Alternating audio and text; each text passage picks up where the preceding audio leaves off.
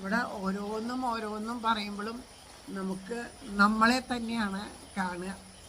നമുക്ക് നമ്മളുടെ കാര്യത്തിൽ വരുമ്പോൾ നമുക്ക് സങ്കടമായി.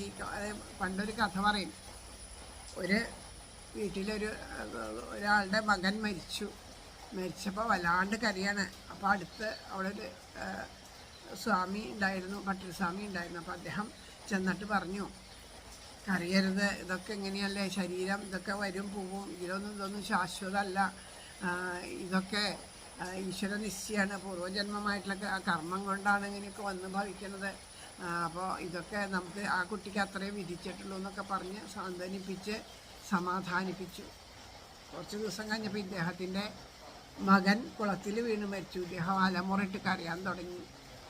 അപ്പോൾ ചോദിച്ചു, അങ്ങല്ലേ എന്നെ എത്ര ഉപദേശിച്ചിട്ട്, എന്നിട്ട് അങ്ങ് ഇത്ര അറിവുള്ള ആളങ്ങ് കരയുക എന്ന് ചോദിച്ചപ്പോൾ പറഞ്ഞു, അത് നിൻ്റെ പുത്രക്കുട്ടിയല്ലേ, ഇത് എൻ്റെ കുട്ടിയാണ്. അപ്പോൾ അന്യന് ഉപദേശം നൽകാനൊക്കെ നമുക്ക് നല്ല സുഖമാണ്. നമ്മളിപ്പോൾ ഇവിടെ ഇനിയിപ്പോൾ രാവണൻ ഇവിടെ ലക്ഷ്മണൻ ഇപ്പോൾ ഉപദേശിക്കാൻ പോവുകയാണ്. ആരോട്?